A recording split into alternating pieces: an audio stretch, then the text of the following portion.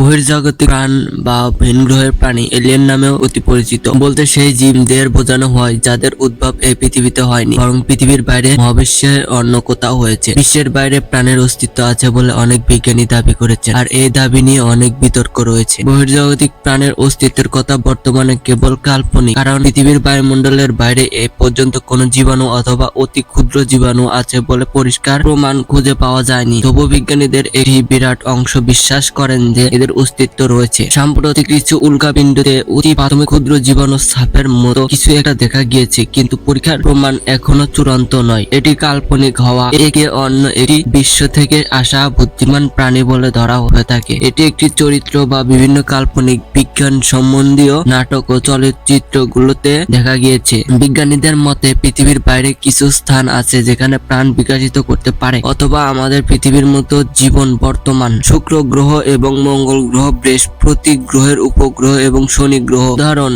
Europa উপগ্রহ, ইনসেলাডুস উপগ্রহ এবং টিটান উপগ্রহ, গ্লিজে 581 সি এবং গ্লিজে 581 ডি সাম্প্রতিক কালে আবিষ্কৃত আর্থ মাস এর কাছে বহিঃসৌরজাগতিক গ্রহের স্পষ্টভাবে তাদের সূর্যের কাছে বাসযোগ্য অঞ্চল পাওয়া গিয়েছে এবং সেখানে পানি থাকার সম্ভাবনা রয়েছে। পৃথিবীর অনেক দেশের জনগণের মধ্যে দেখা রহস্যময় বিভিন্ন অশনাক্ত উড়ন্ত বস্তু বা ইউএফও এর প্রতিবেদনগুলো বহির্জাগতিক প্রাণকে নির্দেশ করে, এবং অনেকে দাবি করে থাকে যে বহির্জাগতিক প্রাণীর দ্বারা অপহরণ হয়েছে, যা বেশিরভাগ